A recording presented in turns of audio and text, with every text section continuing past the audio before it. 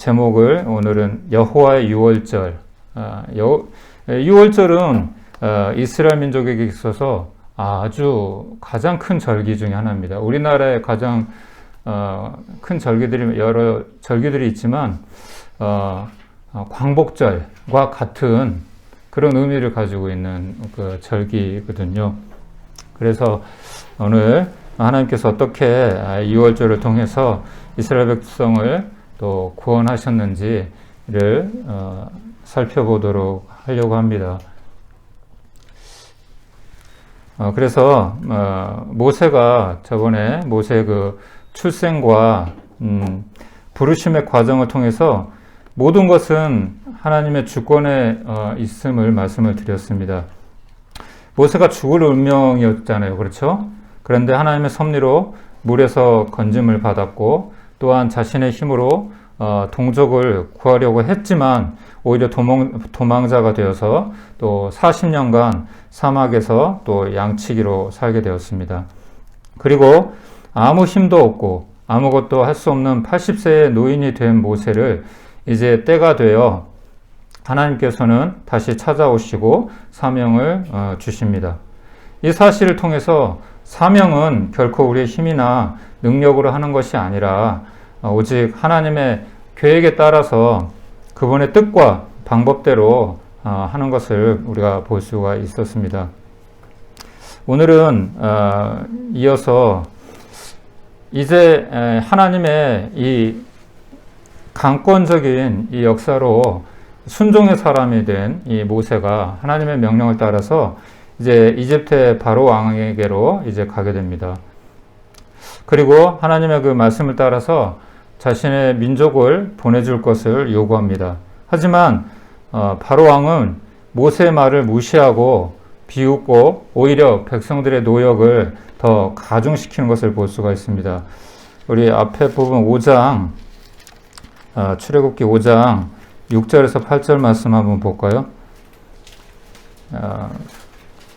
88페이지 5장 6절에서 8절 이렇게 보면은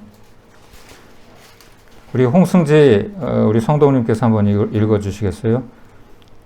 바로가 또 이르되 이제 이 땅에 백성이 많아졌거늘 너희가 그들로 노역을 쉬게 하는도다 하고 바로가 그날에 백성의 간부들과 기록원들에게 명령하여 이르되 너희는 백성에게 다시는 벽돌에 쓸 집을 전과 같이 주지 말고 그들이 가서 스스로 집을 짓게 하라. 또 그들이 전에 만든 벽돌 수요대로 그들에게 만들게 하고 감하지 말라. 그들이 게으름으로 소리질러 이르기를 우리가 가서 하나님께 제사를 드리자 하나니. 예, 거기까지 감사합니다. 바로 왕이 모세가 하나님께서 우리 백성을 보내라고 합니다. 그렇게 요구를 했더니 그래? 그러면 마땅히 보내드려. 하나님의 말씀을 따라야지. 이게 아니고 바로는 하나님을 믿는 사람인가요? 아닌가요? 믿지 않는 사람이잖아요. 그렇죠?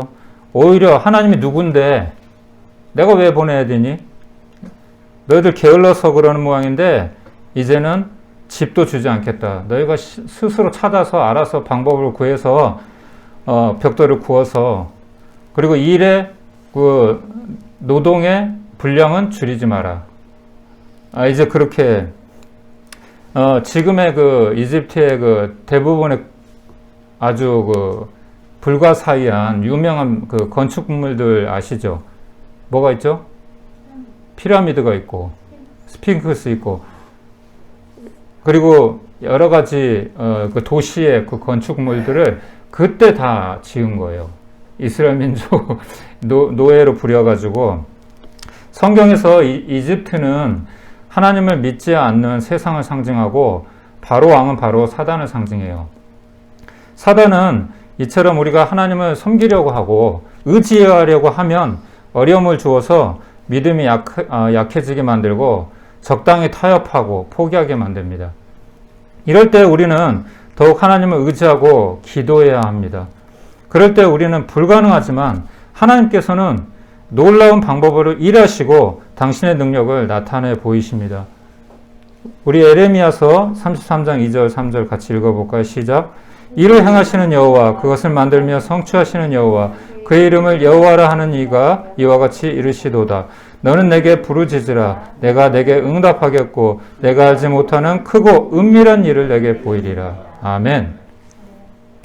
이런 상황에서 백성들은 지도자 모세와 아론을 원망하고, 모세와 아론은 이제 하나님께 기도를 합니다.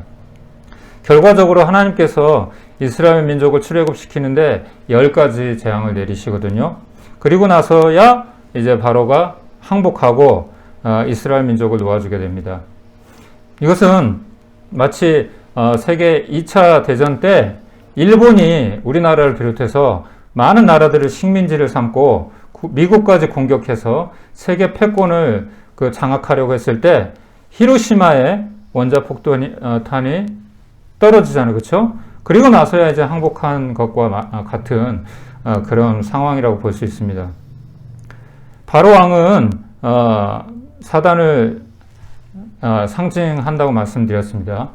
사단은 이처럼 절대 순순히 항복하지 않아요. 머리가 깨져야 돼요. 완전히 박살이 나야 돼요. 그러므로 성경은 우리의 믿음을 지키기 위해서는 싸워야 한다고 말씀을 합니다.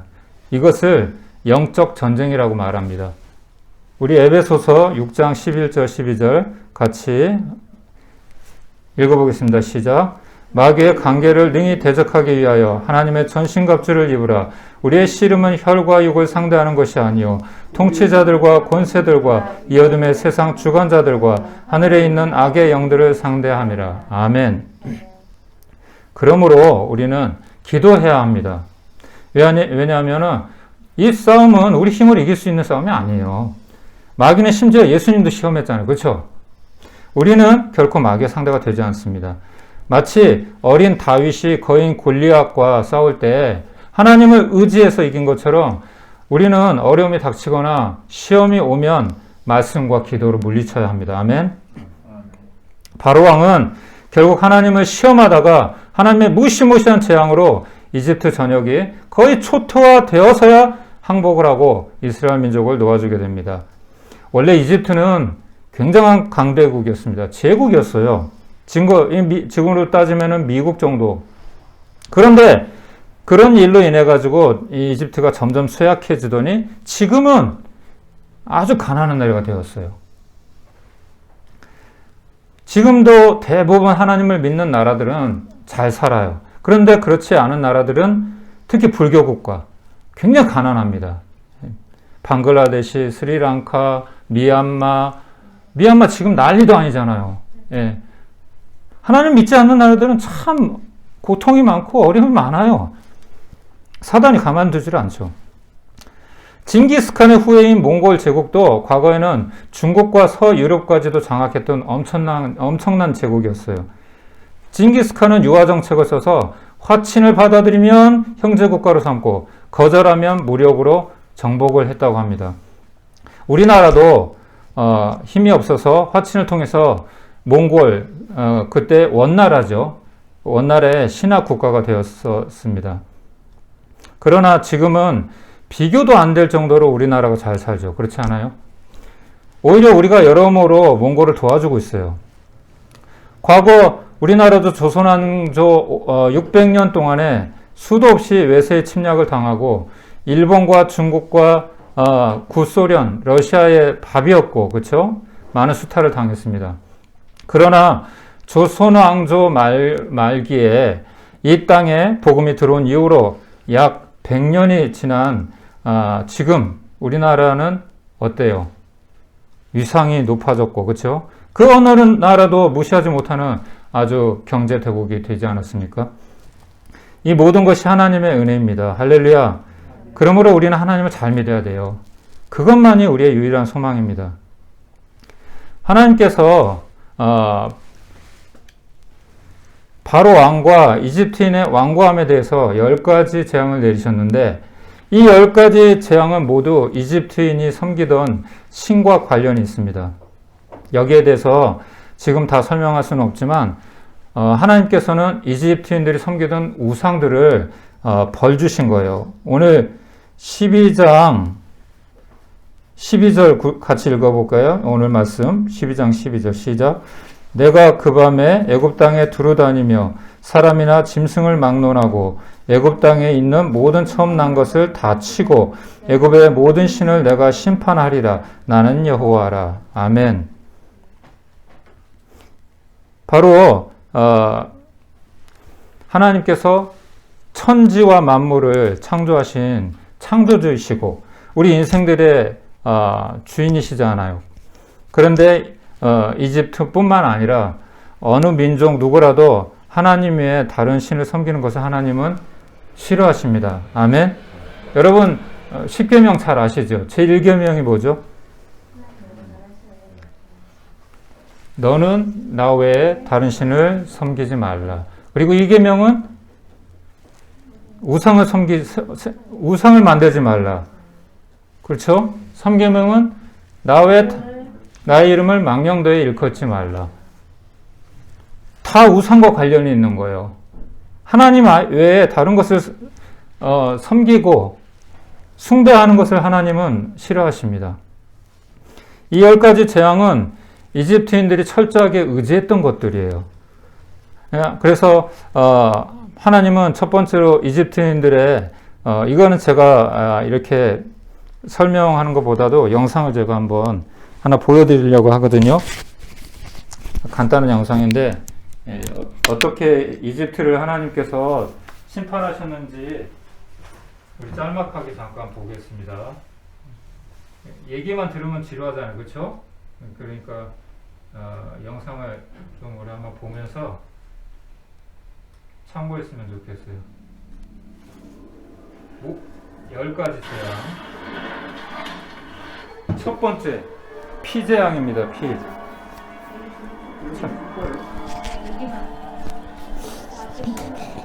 간단한 영상이에요. 2분짜리인데 두 번째는 개구리 재앙.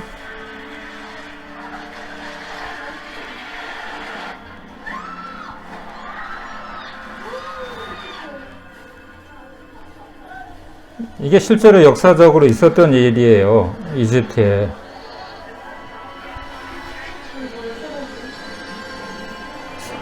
세 번째가 이.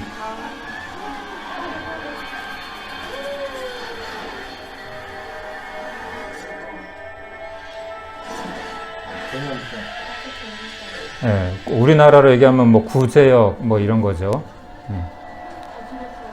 소, 닭, 돼지 뭐 이런 거 다 죽잖아요. 예.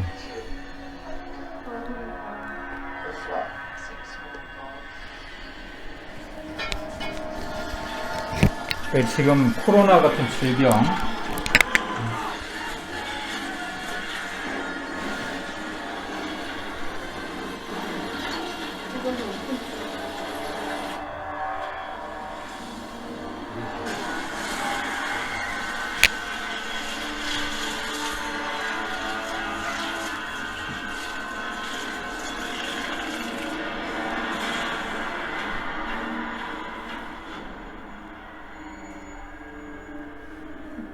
삼 일 동안 아무것도 보이지 않는 거예요. 아무것도 못 하는 거죠, 뭐. 아무것도 안 보이면. 이게 마지막 이제 재앙.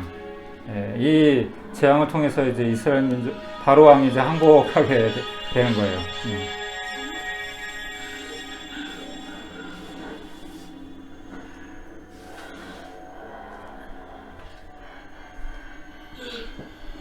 바로 왕의 장자 아들조차도 죽음을 피할 수가 없었죠.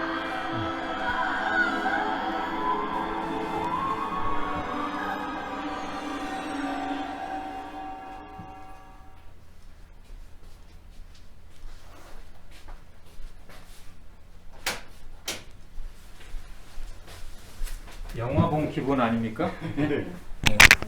이런 걸 좋아하시는 것 같아서 종종 좀 준비를 하려고 합니다. 네? 아, 섬뜩하죠. 재앙인데 여러분 이런 일들은 지금도 일어나고 있어요. 얼마 전에 뉴스를 봤는데 뭐 어마어마한 메뚜기다가 그냥 앞에 보이질 않는 거, 안개 낀 것처럼 그렇게 공격해 들어오면은 뭐 모든 농지가 다 초토화되는 거죠. 살림이 초토화가 되는 거죠. 이 모든 것이 하나님의 주권에 하나님이 하시는 일이에요. 하나님 두려운 줄 알아야 돼요, 우리가. 사람들은 하나님께서 만들어 놓으신 우주와 자연 만물을 신성시해서 하나님보다 더 숭배하고 섬깁니다. 그래서 하나님께서는 오히려 이런 것들을 통해서 우리에게 재앙을 내리기도 하시는 겁니다. 지진, 해일, 홍수, 폭설, 태풍, 그리고 코로나 같은 패스트 같은, 사스 같은, 메르스 같은 이런 전염병 같은 것으로 경고하는 거죠. 우상은 단순히 눈에 보이는 형상만이 우상이 아니에요. 하나님보다 더 사랑하는 모든 것이 우상이 될 수가 있어요. 돈, 명예, 인기, 쾌락, 술, 도박, 게임, 마약 이런 모든 것들이 우리를 하나님으로부터 멀어지게 만드는 이 모든 것들이 우상이 될 수가 있는 거죠. 그렇기 때문에 하나님께서는 때때로 우리가 의지하는 것들을 다 치십니다. 끊어버려요. 마치 성경의 부자 청년이 무엇 때문에 영생을 얻지 못했죠? 다 잘했는데 하나 못해가지고 영생에 이르지 못했어요. 근심하며 돌아갔어요. 예수님, 바로 영생의 생명이 되시는 우리 예수님 눈앞에 놓고 그냥 뒤돌아 돌아가요. 뭐 때문에? 돈 때문에. 성경은 다른 것은 다 잃더라도 영생만은 빼앗기지 말라고 말씀하세요. 우리 같이 마태복음 5장 29절 30절 같이 읽어볼까요? 시작. 만일 내 오른눈이 너로 실족하게 하거든 빼어내버리라. 내 백체 중 하나가 없어지고 온몸이 지옥에 던져지지 않는 것이 유익하며 또한 만일 내 오른손이 너로 실족하게 하거든 찍어내버리라. 내 백체 중 하나가 없어지고 온몸이 지옥에 던져지지 않는 것이 유익하니라. 할렐루야. 여러분 만약에 우리가 무슨 죄를 지을 때마다 눈이 간음을 해. 어떤 여자를 보고 음탕한 생각을 해. 그러면 하나님이 눈을 뽑아버려. 손이 뭐 나쁜 짓을 해. 손을 잘라버려. 그러면 우리 사지 백체 중에 남는 게 있을까요? 없을까요? 없지요. 없어요. 그런데 한쪽만 자른다고 그랬잖아요. 양쪽 다 자른다고 그랬잖아요. 아니 만약에 그렇다고 하면 나중에 또 이쪽은 또 볼러. 만약 그렇다고 하면 지금도 어떤 나라는 그런 법이 실제로 존재한대요. 도둑질하면 팔을 잘라버린대요. 만약에 그런 식으로 우리한테 한다고 하면 우리 중에 살아남을 사람은 아마 거의 없을 거예요. 이 강의를 했더니 어떤 청년이 그러는 거예요. 어떤 청년이 저는 하나가 남아있을 것 같습니다. 용감하게 저는 하나가 남아있을 것 같습니다. 너무 궁금해서 모든 사람들이 다 인정을 하는데 전 죄인입니다. 전 죽어야 마땅합니다. 지옥 형벌, 지옥 심판을 받아야 마땅합니다. 그렇게 얘기를 하는데 저는 하나가 남을 것 같습니다. 뭐가 남을 것 같은데요, 청년은? 저 오른쪽 눈이 하나 남을 것 같습니다. 그렇게 얘기를 하면. 왜 오른쪽 눈이 하나 남지? 그랬더니 뭐라 그러냐면 제가 오른쪽 눈이 시력이 안 좋아가지고요. 나쁜 짓을 할 수가 없어요. 그래서 오른쪽 눈알이 하나 남아있을 것 같다고 그런 얘기를 했다고 그런 얘기를 하더라고요. 아무것도 남지 않아요. 우리는 하나님께서 우리에게 은혜를 주셔서 그런 것인지 그때그때 심판하시면 우리 지금도 살아있을 사람이 아무도 없죠. 우리는 돈과 하나님 그리고 세상과 천국 둘 다 가질 수는 없어요. 아멘. 아멘이세요, 여러분? 하나는 포기해야 돼요, 여러분. 그래서 성경은 너희 주인이 누구인지 선택해야 한다고 분명히 말씀하고 계세요. 같이 한번 읽어볼까요? 마태복음 6장 24절 시작. 한 사람이 두 주인을 섬기지 못할 것이니 혹 이를 미워하고 저를 사랑하거나 혹 이를 중히 여기고 저를 경히 여김이라. 너희가 하나님과 재물을 겸하여 섬기지 못하니라. 아멘. 여기 재물 대신에 자기가 사랑하는 것, 하나님보다 사랑하는 모든 것을 대신해 볼 수가 있어요. 돈일 수도 있고 인기, 쾌락, 명예, 권력, 그렇죠? 하나님보다 내가 정말 더 중요하게 생각하는 것. 이제 10번째 마지막 재앙만 이제 앞두고 있습니다. 바로 왕은 9가지 재앙을 통해서 엄청나고 무시무시한 하나님의 능력을 경험하고서도 여전히 완강하게 버팁니다. 이처럼 이 사단이란 놈은 쉽게 물러서지 않습니다. 성경은 사단이 얼마나 무서운 놈인지 이렇게 말씀합니다. 베드로후서 5장 8절 같이 읽어보겠습니다. 근신하라 깨어라 너희 대장 마귀가 우는 사자같이 두루 다니며 삼킬 자를 찾나니. 사자가 먹잇감을 이렇게 잡는 거 보셨어요? 동물의 왕국이나 이런 데서? 보셨어요? 그거는 흔하니까 악어가 사냥하는 걸 한번 보여드릴게요. 악어. 오늘 비디오를 많이 준비했는데 네, 감사합니다. 악어가 사냥하는 더 무서워요. 아주 사자보다. 우리 명준 형제는 봤지만 예. 호랑이하고 싸우는 거. 한번 보세요. 한번 보세요. 얼마나 무섭고 끔찍한지. 물을 먹고 있는데 사자는 상대도 안 돼요. 누가? 악어가? 저거. 표범이. 자, 잡혔다. 무서워. 데리고 들어가. 끝난 거예요, 저거 이제. 네. 게임은 끝났네. 숨통을 딱 이렇게 잡잖아요. 숨통. 목을 잡으니. 어떻게 먹을 정확하게 잡지? 그러니까 이게 사냥을 그렇게 하죠. 그리고 물속에 데리고 가면 이제 죽어버리고. 끝난 거지. 뭐 숨 쉴 수가 없으니까. 근데 사자가 또 다른 짐승 잡을 때 저런 식으로 하더라고. 누구한테 그냥 좀 엄청 하잖아요. 쟤네들 깜짝 놀랐다. 깜짝 놀라죠. 쟤네들도 지금 멋있다, 그냥. 쟤네들도 벌벌 떨고 있잖아요 지금. 네. 그냥 목말라도 이제 물 마시러 못 가는 거 이제. 예? 아까 그놈도 사실 눈치 보면서 이렇게 마셨거든요. 악어가 있는 걸 아니까. 치타가 얼마나 빨라요, 그렇죠? 근데 악어가 더 빠른 사냥할 때. 마귀라는 놈이 이런 놈이에요. 우리는 상대가 안 돼, 상대가. 예. 순식간에 우리를 잡아간다니까요.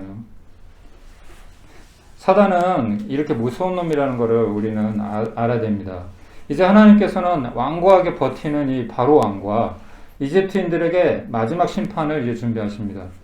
하나님께서 이스라엘 민족에게 각 가정마다 사람의 머릿수를 따라 오늘 읽은 본문이죠. 그렇죠? 오늘 읽은 본문 다시 해야 되겠네.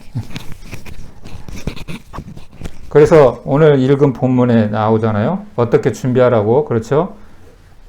양을 이제 준비하라고 하고 사람의 머릿수대로 그 다음에 그 양을 무교절 음식과 함께 이제 먹고 그 피는 이제 문에 바르라고 이제 이렇게 말씀을 하십니다. 그리고 그날 밤에 이집트 전역에 아까 영상 보신 것처럼 마지막 죽음의 심판이 이제 시작이 됩니다.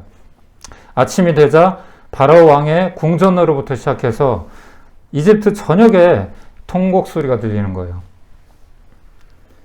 하나님께서 바로 왕의 장자로부터 시작해서 이집트인들의 모든 장자와 짐승들의 첫 새끼들의 생명을 다 빼앗아 가신 것입니다. 하지만 이스라엘 민족은 누구 하나 털끝 하나도 상하지 않았습니다. 죽음의 그림자가 이스라엘인들의 문에 바른 어린 양의 피를 보고 넘어갔기 때문입니다. 13절에 한번 읽어볼까요? 12장 13절 시작. 내가 애굽 땅을 칠 때에 그 피가 너희가 사는 집에 있어서 너희를 위하여 표적이 될지라. 내가 피를 볼 때에 너희를 넘어가리니 재앙이 너희에게 내려 멸하지 아니하리라. 아멘. 내가 그 피를 6월절 그 양의 피를 볼 때에 내가 그를 넘어가리라. 아멘. 그래서 오늘 이 찬양 같이 한 거예요. 9번째 재앙인 흑암이 온 땅을 덮었을 때에도 오직 이스라엘 민족이 거주하는 고센 땅이라는 곳, 그것만 빛이 비추었습니다. 이처럼 하나님은 자신을 의지하는 백성들을 눈동자와 같이 보호해 주십니다. 나중에 광야에 갔을 때도 구름 기둥과 불 기둥으로, 그렇죠? 그리고 만나와 메추라기로 순간순간 하나님은 보호해 주셨죠. 어린 양의 피는 바로 예수님의 십자가의 피를 상징합니다. 그래서 예수님을 6월절 어린 양이라고 이렇게 표현합니다. 그러므로 누구든지 예수님을 믿으면 구원받는다고 분명히 성경에서는 말씀해 주십니다. 하나님이 세상을 이처럼 사랑하사 독생자를 주셨으니 이는 그를 믿는 자마다 멸망하지 않고 영생을 얻게 하려 하심이라. 아멘. 만약 이집트의 장자들을 심판할 때에도 우박 재앙 때 그랬어요. 우박 재앙 때 이집트인 중에서도 이스라엘 민족뿐만 아니라 하나님의 말씀을 듣고 하나님 두려운 줄 알고 그렇게 했을 때 피해를 입지 않았어요. 그 가축들을 우리 안으로 이렇게 피신시켜 놓았던 이집트인들은 피해를 입지 않았어요. 마찬가지로 장자들을 심판하실 때도 이집트인 중에서 이 사실을 믿고 어린 양의 피를 바른 사람이 있었다면 아마 심판을 면하고 구원을 받았을 것입니다. 왜냐하면 하나님의 구원은 모든 사람, 온 인류를 향한 것이기 때문입니다. 나중에 이스라엘 민족이 출애굽한 후에 광야에서 하나님을 반역하다가 많은 사람이 불뱀에게 물려 죽게 되었는데 이 사건 아세요?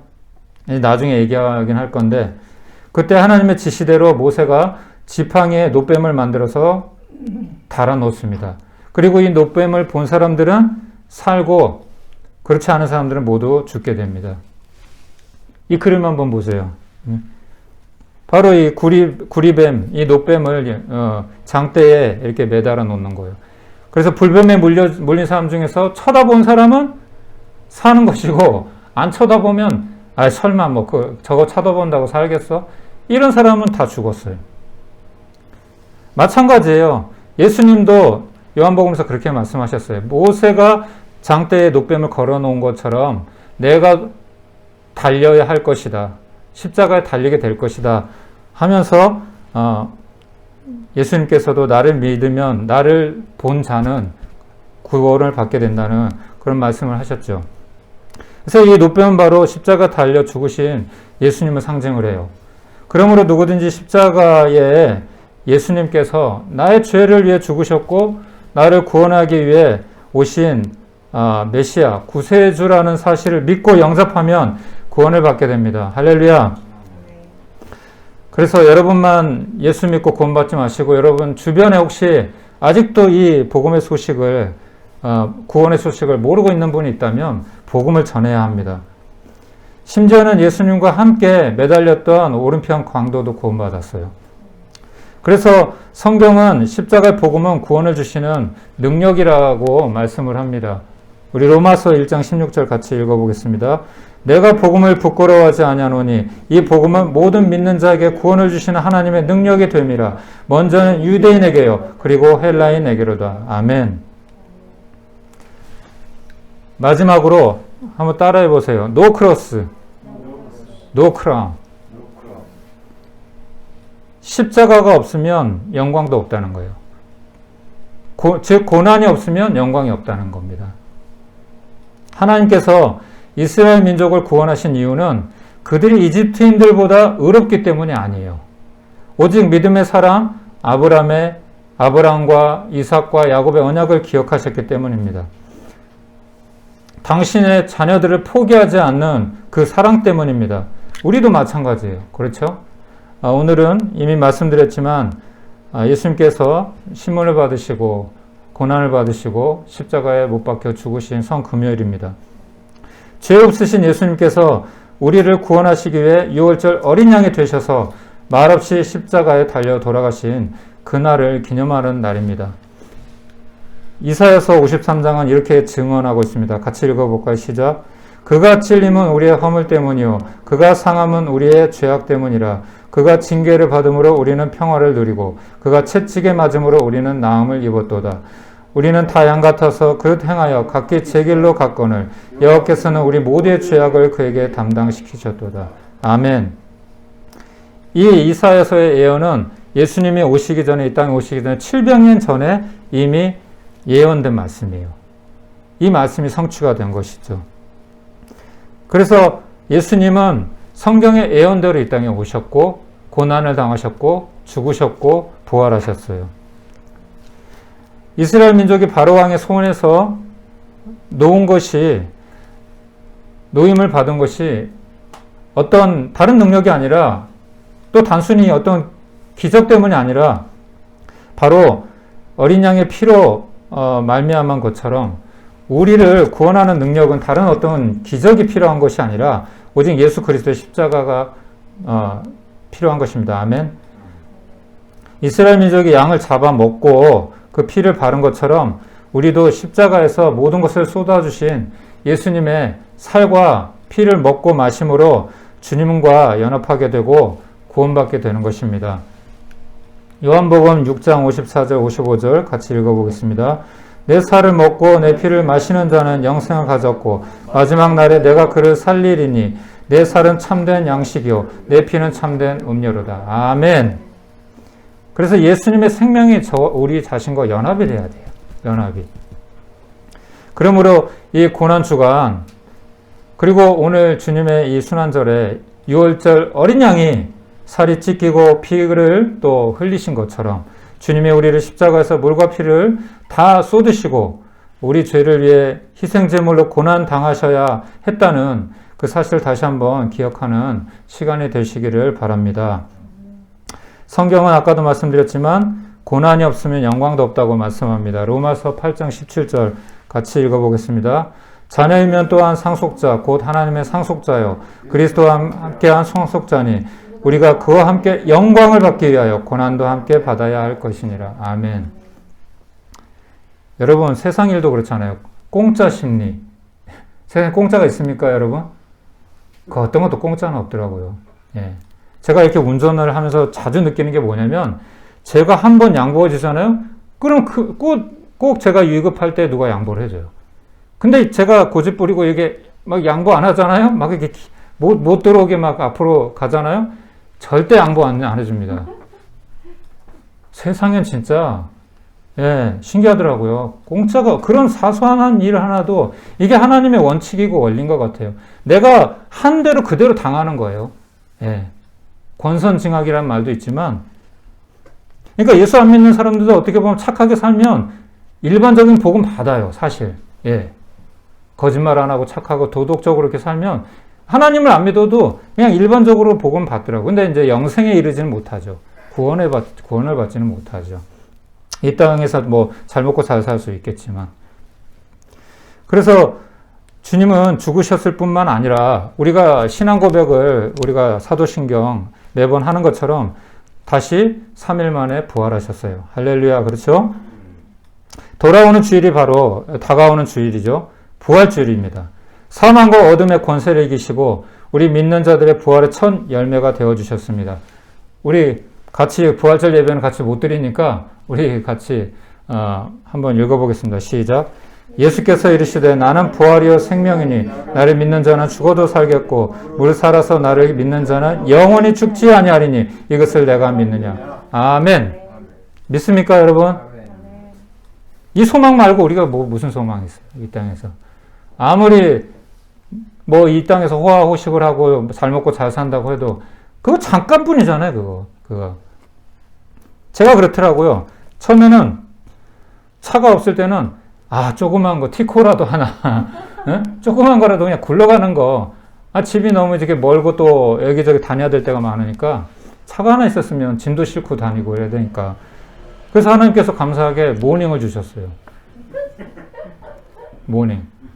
근데 이게 조금 시간이 지나니까 제가 다리가 좀 길거든요. 불편해요. 예?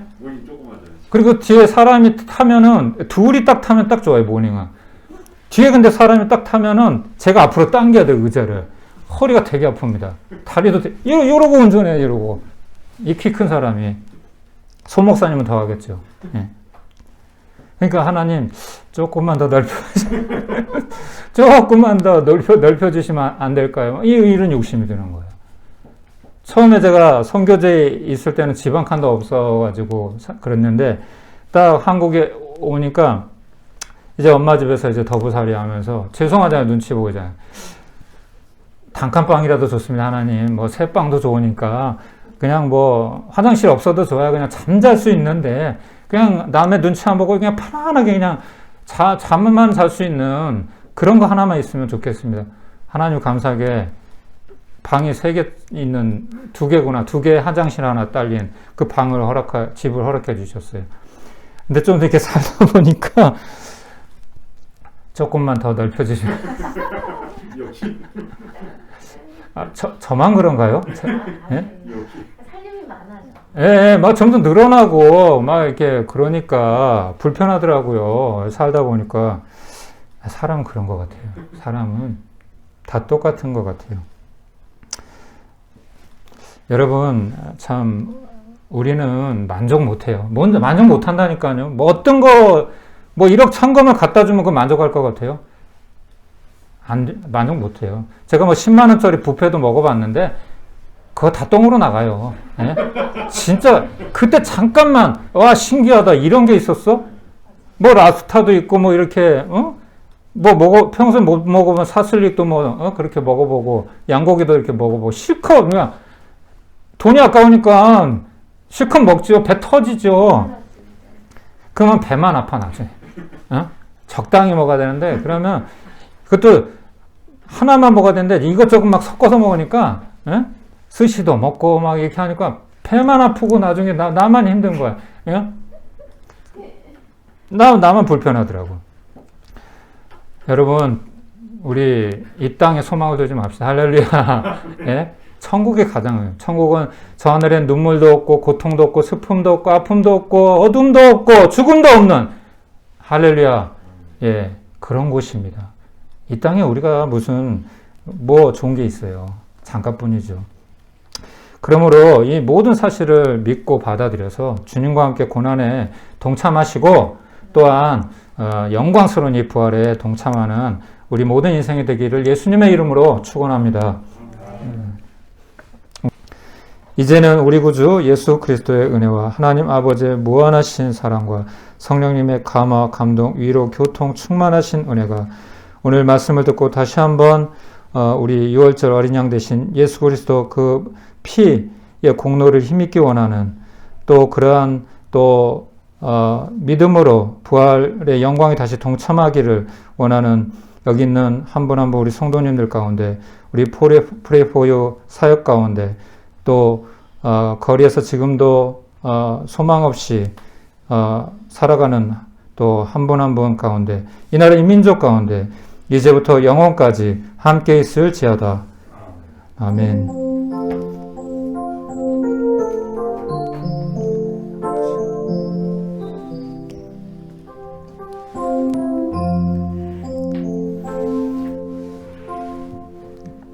아멘.